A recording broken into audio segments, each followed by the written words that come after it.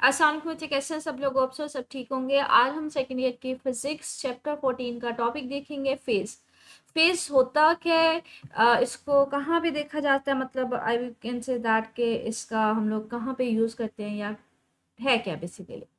कहते हैं angle theta is equal to omega t which specifies displacement, मतलब हमें बताता है कि डिस्प्लेसमेंट कितने हैं, कब ज़्यादा है कब कम है।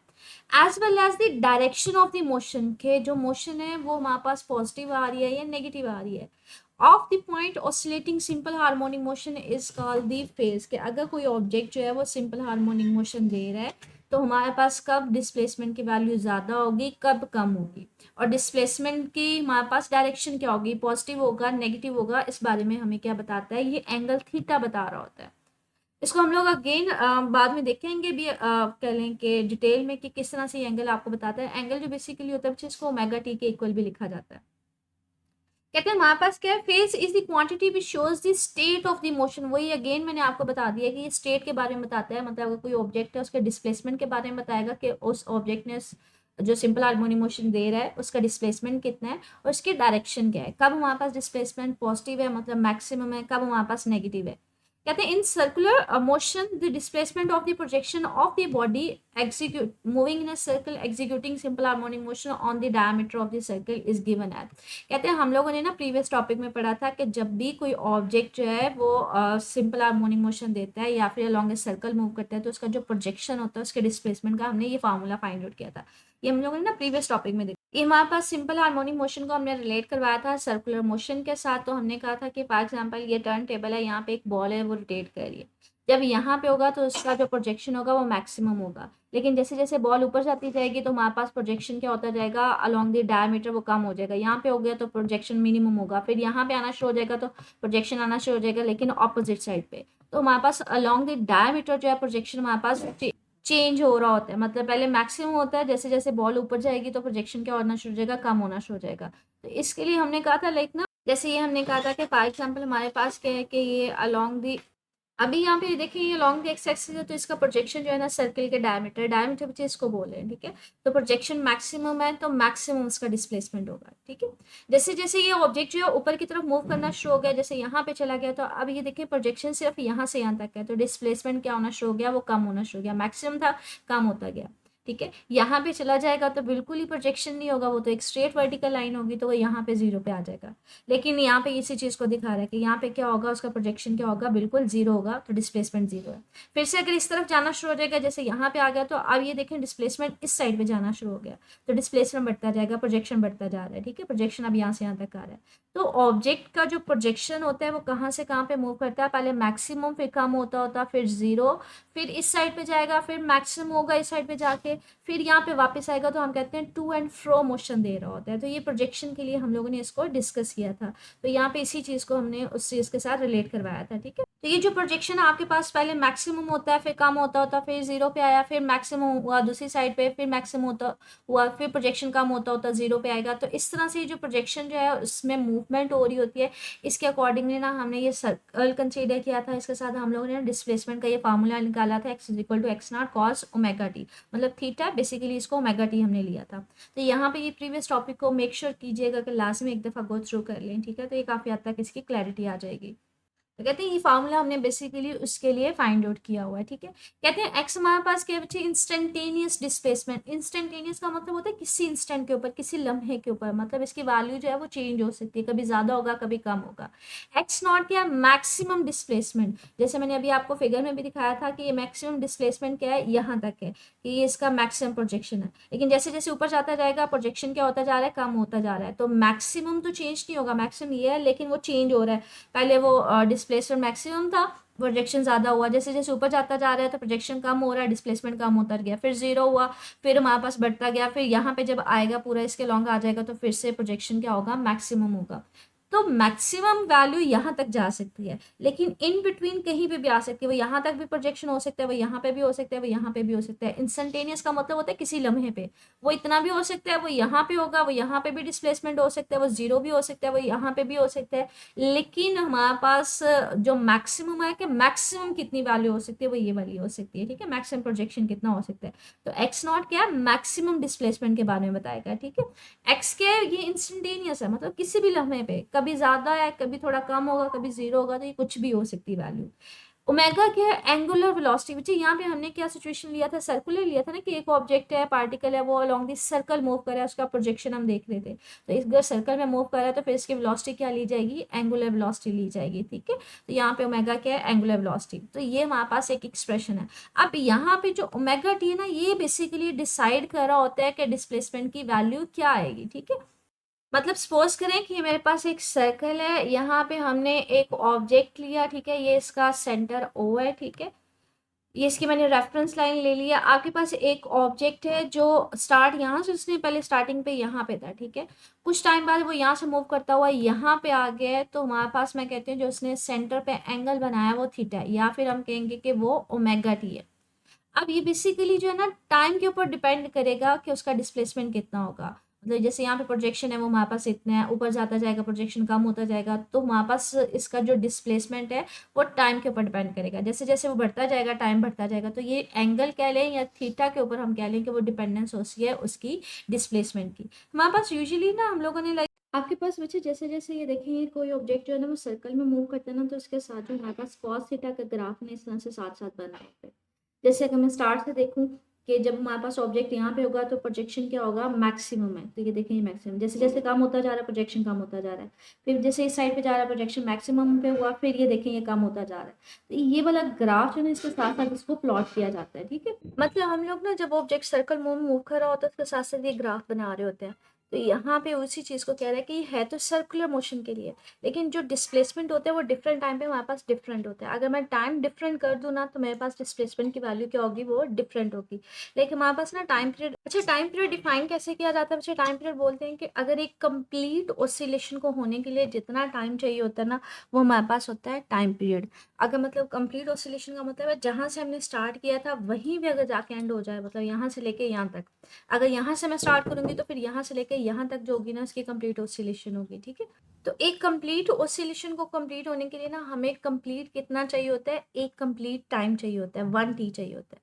अब एक कंप्लीट हिस्से को ना हम 4 हिस्सों में यूजुअली डिवाइड करते हैं। जैसे ये कंप्लीट ऑसिलेशन है तो इसके लिए जो टोटल टाइम होगा वो 1 कैपिटल टी होगा।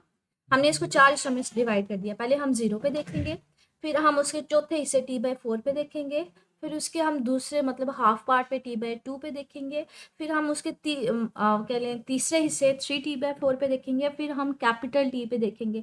मतलब हम पूरे एक टाइम पीरियड में नहीं मतलब बात करते हैं, हम हर थोड़े थोड़े टाइम इंटरवल के बाद देखेंगे कि हमारे पास जो ऑसिलेशन है वो कितनी है, मतलब ग्राफ कहाँ पे है, कितना डिस्प्लेसमेंट है।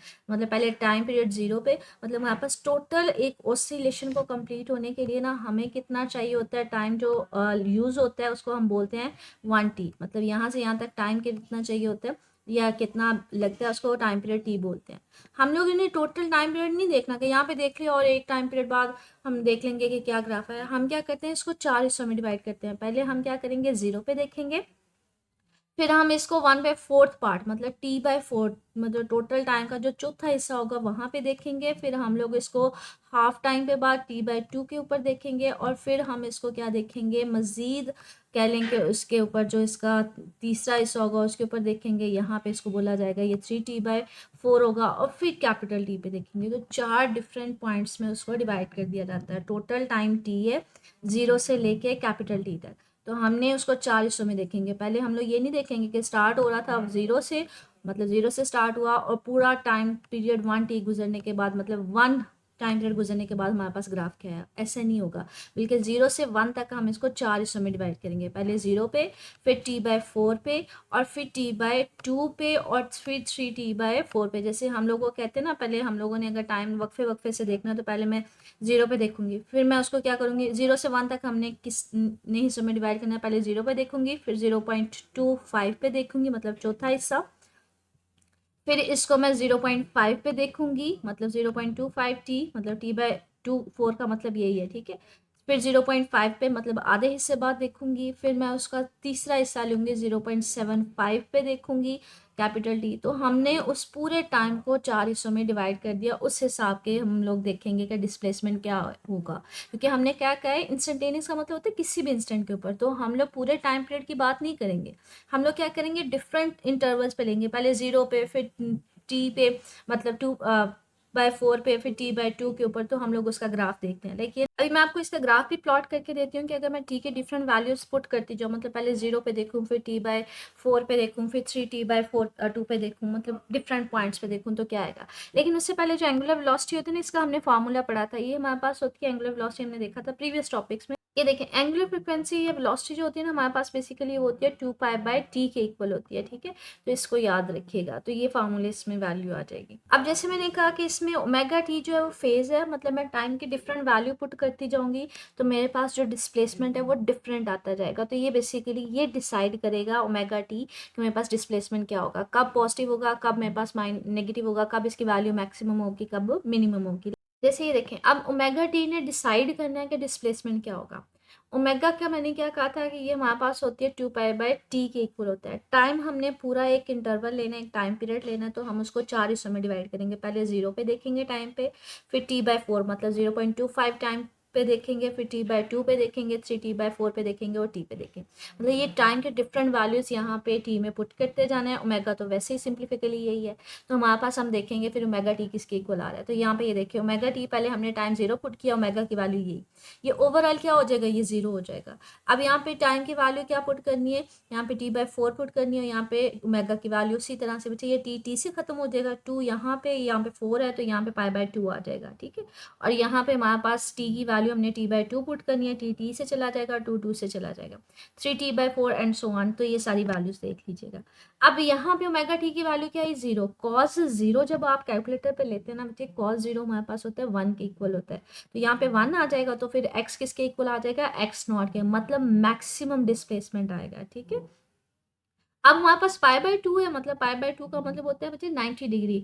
जो मैथ हो फिजिक्स में ना, पाई को लिया जाता है 180 डिग्री। मतलब अगर सर्कल में हम लोग मूव कर रहे होते हैं ना, क्योंकि ये सर्कुलर मोशन है, तो सर्कुलर मोशन में हम क्या करते हैं, यहाँ पे हम लोग यूजुअली 0 डिग्री लेते हैं, ठीक है, डिग्रीज में बात करते हैं। यहाँ पे हमारे पास 90 डिग्री लिया जाता है, और यहाँ पे हमारे पास 180 डिग्री लिया जाता है, और नीचे हमारे पास कितना लिया जाता है, 270 डिग्री लिया जाता है, ठीक है। यहाँ पे कितना होता है, 270 डिग्री। और यहाँ पे अगेन दोबारा से इस पॉइंट पे क्या आ जाता है, 360 डिग्री भी इसको कंसीडर किया जाता है। अब यहाँ पे देखिए मुझे, अगर इसको मैं पाई की फॉर्म में बात करूँ ना, तो ये 0 एंगल होगा, इसको π/2 भी बोलते हैं। मतलब पाई जो होता है वो 180 होता है, अगर π/2 होगा तो 180 डिवाइडेड बाई 2 क्या होगा, 90 डिग्री। 180 को क्या बोला जाता है, पाई बोला जाता है, और 270 को क्या बोला जाएगा, इसको बोला जाएगा 3π/2, मतलब। और ये हमारे पास क्या आ जाएगा, 2π आ जाएगा, ठीक है। तो ये इस फॉर्म में भी इसको कंसीडर किया जाता है। तो यहाँ पे इसी चीज़ को कह रहा है कि आपने यहाँ पे कितना एंगल लाया था, π/2 मतलब 90 डिग्री, cos 90 लेते हैं तो ये 0 हो जाएगा। तो ये सारी की सारी टर्म क्या हो जाएगी, 0 हो जाएगी। आपने यहाँ पे पाई लिया, कॉस पाई क्या होता है, -1 होता है, तो एक्स किसके इक्वल आ जाएगा, -x के इक्वल आ जाएगा, ठीक है। और इसी तरह से यहाँ पे 3π/2 है, तो 3π/2 जो होता है ना कॉस, वो हमारे पास 0 होता है, तो सारी टर्म 0 हो जाएगी। अब ये देखिए, टाइम की मैंने डिफरेंट वैल्यूज पुट की है ना, तो मेरे पास एक्स की वैल्यू डिफरेंट आ रही है। कभी मेरे पास, अगर मैं इसको प्लॉट करूँ एक्स एक्सिस पे, वाई एक्सिस पे, एक्स एक्सिस में टाइम ले लूँ, वाई एक्सिस पे मैं डिस्प्लेसमेंट ले लूँ, ठीक है। तो यहाँ पे देखिए, टाइम 0 के ऊपर मेरे पास डिस्प्लेसमेंट कितना आ रहा है, मैक्सिमम आ रहा है, ठीक है। टाइम मेरे पास T/4 है, तो यहाँ पे डिस्प्लेसमेंट क्या आ रहा है, 0। तो मैंने यहाँ पे पहले मैक्सिमम पे लगाया, फिर मैंने 0 पे लगा दिया। फिर मेरे पास जो टाइम T/2 है, यहाँ पे कितना आ रहा है बच्चे, मेरे पास आ रहा है दोबारा से मैक्सिमम आ रहा है। तो यहाँ पे ये देखें, टाइम हमें बता रहा है कि कब वैल्यू जो है डिस्प्लेसमेंट की मैक्सिमम होगी, कब 0 होगी, कब मैक्सिमम होगी, मतलब कब ऊपर वाली साइड पे होगा, कब नीचे वाली साइड पे होगा। ये प्लस माइनस साइन से पता चल रहा है। तो इसका मतलब है ये फेज होता है, जिससे हमें आइडिया होता है कि हमारे पास डिस्प्लेसमेंट की वैल्यू क्या आएगी, कब वो मैक्सिमम होगी, कब मिनिमम होगी, और दूसरा डायरेक्शन कब हो क्या होगी, मतलब कब वो अपवर्ड डायरेक्शन में आएगा, कब वो डाउनवर्ड डायरेक्शन में आएगा। तो ये सारी इन्फॉर्मेशन हमें कहाँ से पता चलती है, ये बेसिकली डिसाइड कर रहा होता है ओमेगा टी, मतलब टाइम की वैल्यू पुट करते जाएंगे तो ओवरऑल डिस्प्लेसमेंट हमारे पास क्या होता जाएगा, चेंज होता जाएगा, ठीक है। तो इसलिए इसको बोला जाता है फेज। आसान अल्फाज में जो आपको बताएगा डिस्प्लेसमेंट की वैल्यू क्या होती है और डायरेक्शन क्या होती है। मोस्ट कॉमनली बच्चे अभी तक ना ये फेज के शॉर्ट क्वेश्चन में पूछा जाता था, फेज की डेफिनेशन, इसका फॉर्मूला। तो अभी इसको लॉन्ग क्वेश्चन में है तो इसको देख लेते हैं, लेकिन प्रीवियस जो अभी तक पेपर्स हुए हैं, बोर्ड के पेपर्स, उसमें ये एज अ शॉर्ट पूछा जाता था। अभी तो बच्चे ये हुआ ना कि सिलेबस रिवाइज हो गया, मतलब सिलेबस चेंज हो गया। आगे कहते हैं डिस्प्लेसमेंट अगर हमारे पास उसको इस फॉर्मूले की फॉर्म में लिखा जाए, x is equal to x naught cos omega t plus 5। यहाँ पे ना इसकी सिचुएशन थोड़ी सी डिफरेंट है। सपोज करें कि ये एक सर्कुलर मोशन थी, मेरे पास ये एक ऑब्जेक्ट कंसीडर किया मैंने यहाँ पे। सपोज करें कि मैंने इस ऑब्जेक्ट को यहाँ पे कंसीडर कर लिया। मैं कहती हूँ यहाँ पे स्टार्टिंग में उसकी सिचुएशन यहाँ पे नहीं थी, बल्कि वो स्टार्टिंग में कहीं यहाँ पे पड़ा हुआ था। उसका एंगल जो था ना, वो सरफेस पे उसने एंगल बनाया हुआ था, सेंटर पे फाई एंगल बनाया था। ये उसकी इनिशियल सिचुएशन थी, ठीक है। कुछ टाइम गुजरने के बाद वो यहाँ पे था, मतलब पहले यहाँ पे था, उसका कुछ एंगल फाई था, इसको फाई बोला जाता है, ठीक है। कुछ एंगल फाई बना रहा होगा, लेकिन कुछ टाइम गुजरने के बाद वो यहाँ से मूव करता हुआ यहाँ पे आ जाता है। कुछ टाइम गुजरने के बाद वो जो एंगल मजीद बनाएगा, वो कितना बनाएगा, उसको हमने नाम दे दिया ओमेगा टी का। मतलब स्टार्टिंग में वो यहाँ पे रेस्ट पे नहीं था, बल्कि स्टार्टिंग में उसने यहाँ पे मौजूद था, कुछ ना कुछ एंगल बनाया हुआ था। स्टार्टिंग में यहाँ पे ऑब्जेक्ट मौजूद नहीं था, ठीक है।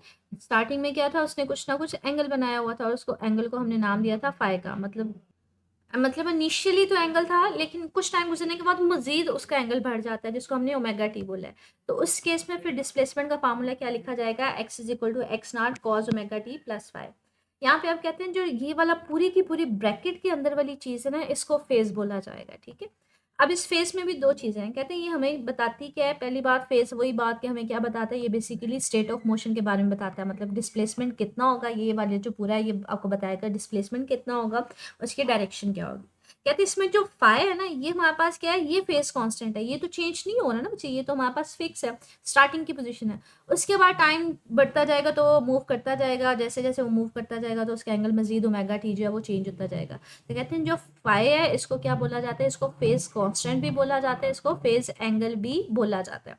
कहते हैं the value of the phi depends on the displacement and the velocity of the particle at time is equal to 0। कि ये स्टार्टिंग की सिचुएशन है कि स्टार्टिंग में अगर मेरे पास यहाँ पे पड़ा था तब एंगल कितना था। तो ये डिस्प्लेसमेंट या वेलोसिटी कहाँ कब बता रहा होता है, जब आपके पास स्टार्टिंग की पोजीशन है कि स्टार्टिंग पे वो यहाँ पे 0 पे नहीं है, बल्कि उसने स्टार्टिंग में कुछ एंगल बनाया हुआ है फाई। यहाँ पे टाइम आपने स्टार्ट किया, उसके बाद वो मजीद एंगल बनाना शुरू कर देता है। तो ये स्टार्टिंग के टाइम के ऊपर है फाई। इसको क्या बोला जाता है, फेज कांस्टेंट या फिर फेज एंगल, ठीक है। यहाँ पे इस सिचुएशन हमने ये ली थी ना कि ऑब्जेक्ट जो है, इस वाले केस में कि ऑब्जेक्ट जो है वो रेस्ट पे था, स्टार्टिंग में कोई एंगल नहीं था। बाद में टाइम गुजरने के बाद वो क्या होता है कि वो मूव करता है और वो कुछ एंगल बना रहा होता है थीटा, जिसको हमने नाम एंगल बना रहा होता है ओमेगा टी कह लें या थीटा कह लें। लेकिन यहाँ पे सिचुएशन थोड़ी सी डिफरेंट है। यहाँ पे हम कहते हैं नीचे वाली सिचुएशन में कि वो 0 पे नहीं होता, ऑलरेडी उसका कुछ ना कुछ एंगल होता है, तो इसको हमने फेज कांस्टेंट का नाम दिया हुआ है। कहते हैं अब इस सिचुएशन के लिहाज से, अगर इस मतलब क्वेश्चन के लिहाज से हम लोग डिफरेंट ये ग्राफ प्लॉट करना चाहें तो कैसे प्लॉट करेंगे, वैल्यूज को देखेंगे, वो चीज़ देखते हैं। कहते हैं बेसिकली जो फाई है ना, क्वांटिटी फाई, इसको फाई बोलते हैं हमसे, represents the phase difference between the state of the motion of two oscillator. कहते हैं ये बता रहा होता है कि जो ऑसिलेटर है उसने मोशन कहाँ से स्टार्ट की है। जैसे यहाँ पे तो फाई था ही नहीं, फाई तो 0 था, इसका मतलब है उसने यहाँ से मीन से रेस्ट से मूव करना शुरू किया था, अभी स्टार्टिंग में कोई एंगल नहीं था। लेकिन अगर फाई उसका कुछ मौजूद है, इसका मतलब है वो यहाँ पे नहीं था बल्कि थोड़ा ऊपर था, तो वो यहाँ पे डिफरेंस बता रहा है। तो अगर दो ऑसिलेटर है, एक ने यहाँ से स्टार्ट करना शुरू किया, इसका फाई 0 है, लेकिन अगर किसी ने थोड़ा ऊपर से स्टार्ट किया तो इसका मतलब है उसका कुछ ना कुछ फाई की वैल्यू है। अगर किसी ने यहाँ पे स्टार्ट किया होगा तो उसकी फाई की वैल्यू मजीद होगी। तो फाई बेसिकली बता रहा होता है कि अगर दो ऑसिलेटर्स हैं तो उनमें फेज डिफरेंस कितना है, किसने कहाँ से मोशन को अपनी को स्टार्ट किया।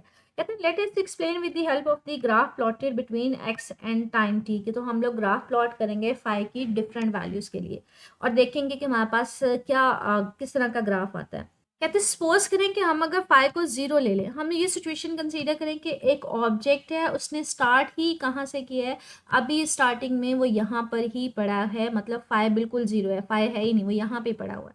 अब उसके बाद वो मूव करना शुरू करते हैं, एंगल कुछ बनाते हैं, तो केस में हमारे पास ये क्वेश्चन किस तरह से आपको डिस्प्लेसमेंट देगा। बच्चे क्वेश्चन तो यही होगी, सिर्फ और सिर्फ फाई की जगह हम क्या पुट कर देंगे, 0 पुट कर देंगे, तो क्वेश्चन क्या आ जाएगी, x is equal to x not cos omega t आ जाएगा। अब मैंने आपसे कहा था ये टाइम होता है टोटल टाइम पीरियड, तो 1 से लेके 0 से लेके आपने कहाँ तक का देखना होता है टाइम, 1 टाइम पीरियड 1 तक, ठीक है। तो हम 0 से 1 टाइम पीरियड को हम लोग 4 हिस्सों में डिवाइड करेंगे। पहले हम 0 पे देखेंगे, मतलब यहाँ पे, फिर थोड़े से टाइम बाद हम लोग यहाँ पे देखेंगे t/4 पे, फिर मज़ीद थोड़े से टाइम हाफ पे जाके देखेंगे कि क्या ऑसिलेशन है t/2 पे, फिर उसके तीसरे हिस्से थोड़ा सा मज़ीद आगे तक देखेंगे, और फिर लास्ट पे 1 कैपिटल टी पे देखेंगे, ठीक है। तो कहते हैं हमारे पास जो ग्राफ आएगा ना वो यहाँ पे ये शो किया हुआ है, मतलब ये वाला ग्राफ जो है वो शो किया हुआ है। अब वो कहते हैं ये ग्राफ कैसे बना है हमारे पास, कहते हैं जब हमने ये डिफरेंट वैल्यूज पुट ऑन करना शुरू की ना, ये पहले बाद में देखते हैं, पहले मैं इसकी कैलकुलेशन आपको दिखाती हूँ। यहाँ पे ना उसको उसने कह लें स्टेटमेंट के फॉर्म में लिखा हुआ है, मैंने आपको इसको टेबल के फॉर्म में अगर आपको शो करवाऊँ तो ये ना, जैसे ये देखें इसी डिस्प्लेसमेंट को शो किया हुआ कि डिस्प्लेसमेंट क्या था, x is equal to x not cos omega t plus five. Omega की वैल्यू मैंने आपसे कहा था ये फिक्स होती है, 2 पाई/t होती है। आपने इनिशियल फेज कितना लिया, बच्चे 0 ले लिया, कि हमने स्टार्टिंग में फेज लेना ही नहीं है। तो अब हम देखेंगे ये डिस्प्लेसमेंट किस तरह से चेंज होगा, तो ये किसके इक्वल बन जाएगा, x is equal to cos omega t, क्योंकि फाइव तो बिल्कुल 0 हो जाएगा। तो ये आपके पास डिस्प्लेसमेंट किस तरह से आएगा, हमने कहा था टाइम के डिफरेंट वैल्यूज आप पुट करते जाएंगे, 0 t/4 and so on. Omega t plus five, five तो चेंज नहीं होगा, तो ये तो 0 ही है, ये डिफरेंट चेंज नहीं होगा। आपके पास ओमेगा टी डिफरेंट होगा, टी की वैल्यू हम पहले टाइम 0 पुट करेंगे ओमेगा उसी तरह से, फिर टी की वैल्यू t/4 पुट करेंगे ओमेगा उसी तरह से। तो जब ये सिंप्लीफिकली सॉल्व करेंगे तो ये कुछ इस तरह से आ जाएगा। ये सारी 0 है तो इसको ऐड करें ना करें कोई फ़र्क नहीं पड़ता। ये सारी 0 के साथ मल्टीप्लाई होगी तो 0 आ जाएगा। ये t/4 है, टी से ख़त्म हो जाएगा, ये 2 है, ये 4 है, तो 2 को 4 से हम मतलब कैंसिल करेंगे तो ये पाई/2 आ जाएगा, ठीक है। तो ये सारी वैल्यूज़ आ जाएंगी। अब मैंने कहा था इस वैल्यूज़ को यहाँ पे पुट करेंगे, कॉस 0 पुट करेंगे ना, तो कॉस 0 1 होता है, तो x is equal to x not आ जाएगा। यहाँ पे कॉस जो है दूसरे में हमारे पास कितना पुट करेंगे, पाई/2। पाई/2 मैंने अभी आपको बताया वो 90 डिग्री होता है, तो कॉस 90 डिग्री 0 होता है, तो ये ओवरऑल 0 हो जाएगा। और इसी तरह से कॉस पाई -1 होता है, तो ये -x0 आ जाएगा। तो आपके पास अगर इसका ग्राफ को ड्रॉ करें ना, तो 0 पे हमारे पास कितना है, मैक्सिमम है, ठीक है। आपने टाइम t/4 पे देखा है, तो मेरे पास क्या है, वो 0 वैल्यू है, तो ये देखें t/4 पे क्या है, 0 है।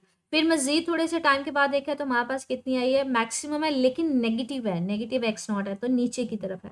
फिर से हमारे पास क्या आ गई है, 0 आ गई है। तो ये इसी ग्राफ को बता रहा है कि जब आपने टाइम लिया 0 पे, t/2 पे और कैपिटल टी पे, मतलब एंगल वहाँ पे क्या आ रहा है, ये 0 आ रहा है, ये पाया आ रहा है, ये 2 पाया आ रहा है। जैसे मैंने आपको यहाँ पे दिखाया भी है कि हमारे पास वहाँ पे एंगल क्या क्या आ रहे हैं, मतलब लाइक 0 पे, ठीक है, t/2 पे और t पे, तो एंगल कितना आ रहा है, 0 आ रहा है, पाया आ रहा है, 2 पाया आ रहा है। तो वैल्यू क्या आ रही है, +x0, मतलब मैक्सिमम, फिर मैक्सिमम और फिर से मैक्सिमम। इसको एक्सट्रीम कंडीशंस भी बोला जाता है। तो कहते हैं यहाँ पे हमारे पास क्या आ रही है, एक्सट्रीम पोजीशन पे आ रही है, मैक्सिमम वैल्यूज आ रही है। ये देखिए मैक्सिमम आई, फिर मैक्सिमम आई और फिर से मैक्सिमम आई। यहाँ पे कैलकुलेशन नहीं बता रहा, लेकिन वो आपको डायरेक्ट बता रहा है। लेकिन यहाँ पे ये देखिए मैंने आपको सॉल्व करके प्रॉपर टेबल की फॉर्म में एक्सप्लेन कर दिया हुआ कि ये सॉल्व करके किस तरह से आई हुई है वैल्यूज, ठीक है। और अगर दोबारा दूसरी वाली वैल्यूज देखें, t/4 पे देखें, 3t/4 पे देखें, तो हमारे पास क्या आएगी, ये वैल्यू 0 आएगी। तो यहाँ पे ये देखें ये 0 पे है, मतलब मीन पोजीशन पे इसको बोला जाता है। ये सेंटर वाली जो लाइन होती है इसको मीन पोजीशन बोला जाता है। तो यहाँ पे इसी चीज़ को कह रहा है, t/4 पे या फिर 3t/4 पे हमारे पास एंगल कितना आ रहा है, या तो पाई/2 आ रहा है या 3 पाई/2 आ रहा है। वो ऑलरेडी मैंने आपको फाइंड आउट करके दे दिया है, या पाई/2 आ रहा है या 3 पाई/2 आ रहा है। तो लेकिन आंसर क्या आएगा, वो 0 ही आएगा, ठीक है। तो आंसर क्या आएगा, 0 आएगा, मतलब वो मेन पोजीशन पे होगा, ठीक है। तो ये ग्राफ इसको एक्सप्लेन कर दिया। इसी तरह से ना कहते हैं सपोज करें कि इनिशियली उसका जो फाई है वो पाई/2 है, मतलब हमारे पास एक ऑब्जेक्ट है ऑलरेडी, वो यहाँ पे मौजूद नहीं था, सेंटर पे मौजूद नहीं था, मतलब इस मेन पोजीशन पे नहीं था, बल्कि वो यहाँ पे मौजूद था। यहाँ से उसने मोशन स्टार्ट करनी है, तो टाइम t0 के ऊपर उसका फाई जो था वो किसके इक्वल था, पाई/2 के इक्वल था, मतलब 90 डिग्री के इक्वल था। अब कुछ टाइम बाद ये यहाँ से मूव करता हुआ यहाँ पे चला जाए, यहाँ पे चला जाए, तो उसके बाद जो एंगल वो बनाएगा वो ओमेगा टी होगा, ठीक है। तो अभी इनिशियली सिचुएशन क्या है कि वो कहाँ पे मौजूद है, वो यहाँ पे मौजूद है, उसका एंगल कितना है, 590 डिग्री। उसके बाद टाइम गुजरने के बाद उसमें चेंज क्या आएगा वो देखेंगे। तो कहते हैं अगर इनिशियली हम सिचुएशन ले लें वो कहाँ पे है, पाई/2 के ऊपर है, तो क्वेश्चन क्या हमारे पास बन जाएगी, तो क्वेश्चन हमारे पास मेन यही है, लेकिन सिर्फ और सिर्फ पाई की बजाय हम यहाँ पे क्या लिख देंगे, पाई की बजाय पाई/2। तो हमारे पास डेरिवेशन किस तरह से होगी, अगेन हमने ये क्वेश्चन वही लिख दिया है, सिर्फ और सिर्फ फाई की जगह क्या लिख दिया, पाई/2 लिख दिया।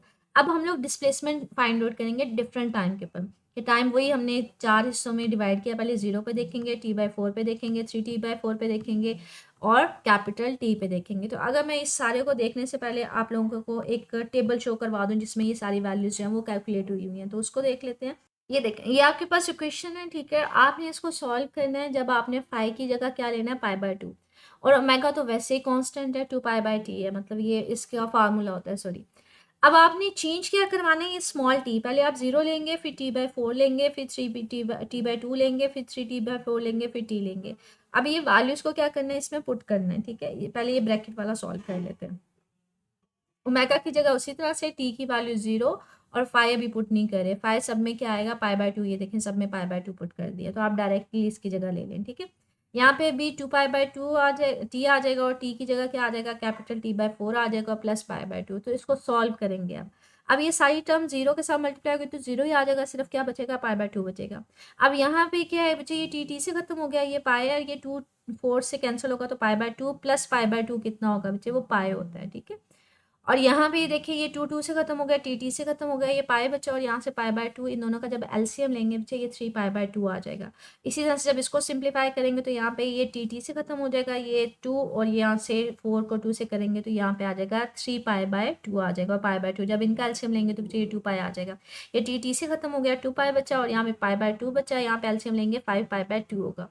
अब इन सारे एंगल्स को हम किस में पुट करेंगे बच्चे, इसकी जगह पुट करेंगे। तो यहाँ पे देखें, x is equal to x not cos pi by two, pi by मैंने कहा था पाई की वैल्यू होती है 180, पाई बाय टू का मतलब है 90 डिग्री, ठीक है।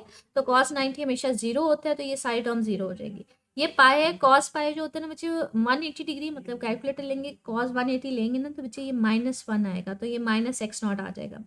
थ्री पाई बाय टू लेंगे तो ये भी किसके इक्वल होता है, जीरो के इक्वल होगा, तो ये ओवरऑल जीरो आ जाएगा। कॉस टू पाई जो होता है ना, टू पाई का मतलब है 360 डिग्री, ठीक है। तो ये किसके इक्वल आएगा, ये वन के इक्वल आएगा, ये एक्स टू नॉट के इक्वल आ जाएगा। Cos five pi by to, ये भी किसके इक्वल होगा, जीरो के इक्वल।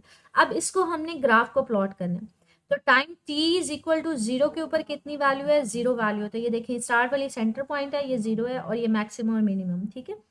अब स्टार्टिंग में जीरो थी, टाइम टी बाय फोर के ऊपर माइनस एक्स नॉट है, तो ये देखिए माइनस एक्स नॉट आ गई। टाइम टी बाय टू के ऊपर जीरो है, फिर मैक्सिमम है, और सो ऑन। तो ये ग्राफ को बेसिकली इसके अकॉर्डिंगली यहाँ पे प्लॉट किया हुआ है। तो इसी चीज़ को यहाँ पे ग्राफ को बता रहा है कि जब आपने पाई बाय टू लिया फाइव, तो उस केस में हम अगर ये डिफरेंट टाइम के ऊपर देखेंगे तो हमारे पास इस तरह से एक ग्राफ आ रहा है। कहते हैं इसमें हमारे पास ग्राफ में देखें तो लाइक अगर इसको, जो इसमें टाइम होगा ना, जीरो, टी बाय टू और टी के ऊपर, जीरो, टी बाय टू और टी के ऊपर क्या है, ये मीन, मतलब जीरो वैल्यूज है, मीन के ऊपर है। ये भी सेंटर वाली जो लाइन होती है ना, ये वाली लाइन, इसको मीन लाइन बोलते हैं। तो ये भी मीन है, ये भी मीन है, और ये भी मीन वैल्यू है।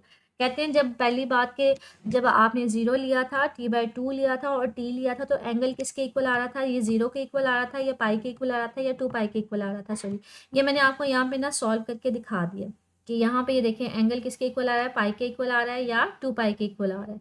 तो वो इसी चीज़ को बता रहा है कि यहाँ पे ना वो एंगल थीटा की बात कर रहा है, कि जब टाइम जो होगा ना हमारे पास, zero, t by two, t के ऊपर होगा, जो थीटा होगा, सिर्फ और सिर्फ इसकी बात कर रहा है।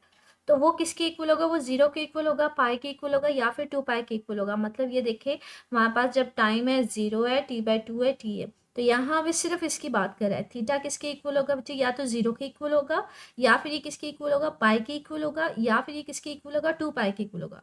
वो बाद में इसमें पाई की वैल्यू ऐड की है, तो टोटल एंगल ये बना है, ठीक है। ओवरऑल अगर वैसे बात करें, t is equal to zero के ऊपर एंगल कितना है, ये ओमेगा टी, मतलब एंगल है बेसिकली, ठीक है। ये किसके इक्वल है, जीरो के इक्वल है, और ये किसके इक्वल है, पाई के इक्वल है, और ये किसके इक्वल है, टू पाई के इक्वल है। इसी तरह से अगर टाइम टी बाय फोर और थ्री टी बाय फोर पे देखें, तो यहाँ पे जो एंगल है, ठीक है, ओमेगा टी मतलब जो एंगल है, सिर्फ और सिर्फ ये वाली वैल्यू, वो किसके इक्वल आ रही है बच्चे, वो पाई बाय टू के इक्वल आ रही है। वो लहदा बात है कि इसमें बाद में हमने फाई की वैल्यू जमा की है, तो ये आई है, ठीक है। इसी तरह से थ्री टी बाय फोर के ऊपर देखें, तो ये वैल्यू किसके इक्वल आ रही है, ये value three pi by to के इक्वल आ रही है। तो यहाँ पे इसी चीज़ को देखें, यहाँ पे किसकी बात कर रहा है बच्चे, वो T by four, three T by to के ऊपर हमारे पास थीटा की वैल्यू कितनी आ रही। थीटा का मतलब है, ये हमने प्रीवियस इसी टॉपिक में पढ़ा था, थीटा मतलब ओमेगा टी, ठीक है। ओमेगा टी किसके इक्वल आएगा, वो या तो पाई बाय टू के इक्वल आएगा, या फिर थ्री पाई बाय टू के इक्वल आएगा। आगे कहते हैं अगर फाई जो है वो पाई से स्टार्ट हो रहा हो, मतलब हमारे पास जो इनिशियल सिचुएशन है वो यहाँ पे ही मौजूद हो, मतलब यहाँ पे मौजूद ना हो ऑब्जेक्ट, बल्कि यहाँ से मूव करता हुआ इस पॉइंट पे ऑब्जेक्ट मौजूद हो, मतलब इनिशियली उसका एंगल कितना हो, हमारे पास फाई उसका एंगल हो, उसके बाद वो मूव करना स्टार्ट करे, और किसी एंगल पे ओमेगा टी उसकी चेंज होती जाएगी, एंड सो ऑन, वो मूव करता जाए। तो यहाँ पे अगर इनिशियली फाई को मैं किसके इक्वल ले लूँ, पाई के इक्वल ले लूँ, तो हमारे पास इक्वेशन किस तरह से बन जाएगी, फिर इक्वेशन बनेगी x is equal to x not cos omega t plus pi, ठीक है। तो यहाँ पे अगेन वही टाइम की हम डिफरेंट वैल्यूज पुट करेंगे, 0t/4, t/2, 3t/4 और t, और हम ग्राफ इस तरह से ऑब्टेन करेंगे। ये ग्राफ को सिंप्लीफिकली उसने सिर्फ ऑब्टेन करवा दिया, उसने कैलकुलेशन नहीं की, लेकिन कैलकुलेशन करेंगे तो आपको ये ग्राफ की समझ आ जाएगी, ठीक है। जैसे ये देखें, ये ग्राफ की कैलकुलेशन शो की हुई है कि ये क्वेश्चन है ओमेगा इसके इक्वल होते हैं, और फाई की जगह आप हमेशा क्या लेंगे, पाई लेंगे। तो डिफरेंट टाइम के लिए लेंगे ओमेगा टी प्लस, मतलब ब्रैकेट के अंदर वाली वैल्यू को हम कैलकुलेट करेंगे। तो हमने क्या किया है, ओमेगा की जगह उसकी वैल्यू पुट कर दिया है, और टाइम की जगह उसकी वैल्यू पुट कर दी, और फाई की जगह पाई लिख दिया। अब ये ओवरऑल वैल्यू 0 हो जाएगी, तो आंसर पाई आ जाएगा। ये कैंसिल आउट होगा, तो ये हमारे पास पाई/2 और ये पाई, दोनों कैल्शियम लेंगे 3 पाई/2। यहाँ से कैंसिल करेंगे टी से, टू से, तो पाई आ जाएगा, पाई प्लस पाई 2 पाई आ जाएगा। तो नीचे वाली को भी इसी तरह से सॉल्व करेंगे। जब इस एंगल्स को, इन वाले एंगल्स को बच्चे कॉस की जगह पुट करेंगे, तो हमारे पास क्या होता है, कॉस पाई -1 होता है, तो ये -x0 आ जाएगा। 3 पाई/2 270 होता है, तो वो हमारे पास 0 होता है, कॉस 0 होगा, तो ये ओवरऑल सारी टर्म 0 हो जाएगी। कॉस 2 पाई जो होता है बच्चे 1 के इक्वल होता है, तो ये 1 को x0 से मल्टीप्लाई करेंगे तो x0 आ जाएगा। इसी तरह से ये 0 और -x0, तो इसको ये हमने सॉल्व कर दिया, ठीक है, ग्राफ बना दिया कि टाइम 0 होगा तो मैक्सिमम होगा, लेकिन माइनस का मतलब है नीचे की तरफ। फिर हमारे पास t/4 के ऊपर कितनी वैल्यू आ रही है, वो 0 आ रही है, ठीक है। और फिर हमारे पास t/2 के ऊपर वैल्यू कितनी आ रही है, मैक्सिमम आ रही है, लेकिन ऊपर की तरफ आ रही है। तो ये ग्राफ इसको शो किया हुआ है। आगे वो एक छोटी सी बात कहता है, when the phase difference between two oscillating system is pi, कहते हैं इसका मतलब है two oscillating system is difference is pi. हम लोग जो यूजुअली एंगल को शो करते हैं ना, वो हम इस तरह से, अगर ग्राफ में शो करें ना, इस तरह से शो करते हैं कि ये हमारे पास एंगल कितना होता है, 0, ठीक है। इसको बोलते हैं हम लोग पाए, और इसको बोलते हैं हम लोग, सॉरी, इसको बोलते हैं पाई/2 90 डिग्री, जैसे मैंने आपको बताया था, ठीक है। इसको बोलते हैं पाए, और यहाँ पे होता है हमारे पास 2 पाई, मतलब यहाँ पे इसको बोलेंगे, मतलब लाइक ये हमारे पास होगा 3 पाई/2, और इसको मैं लिख देती हूँ 3 पाई/2, और ये हमारे पास होगा, ये पाई है, सॉरी, ठीक है, ये पाई है, और ये हमारे पास क्या होगा, 2 पाई। ये काफ़ी ज़्यादा गंदा हो गया काम, ठीक है, ये वाले इसको थोड़ा ठीक कर लेते हैं। ये हमारे पास क्या है, 3 पाई/2।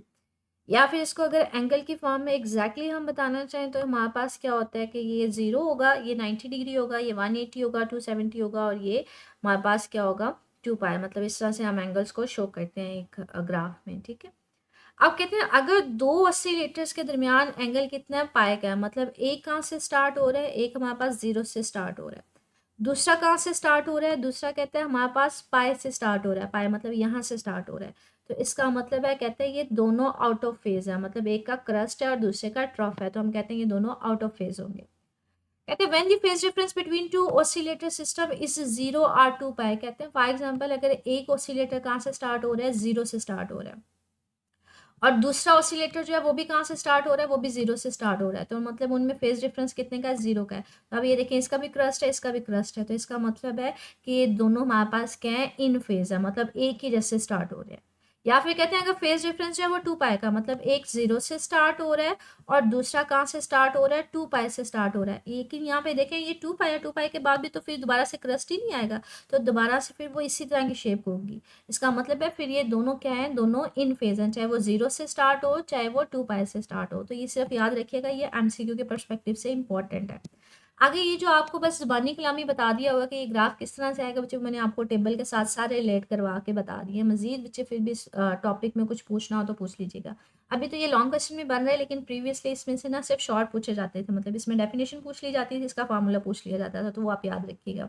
लॉन्ग क्वेश्चन में आप डिटेल में लिखेंगे, अगर फाई के डिफरेंट वैल्यूज़ के लिए आपको ग्राफ बनाने को बोला जाए तो आप उसको बनाएंगे। आपको जो मैंने टेबल शो किए हैं वो मतलब लिखने की ज़रूरत नहीं है, वो सिर्फ समझाने के लिए कि हमारे पास किस तरह से जो एंगल है वो डिफरेंट वैल्यूज शो कर रहा है, ठीक है।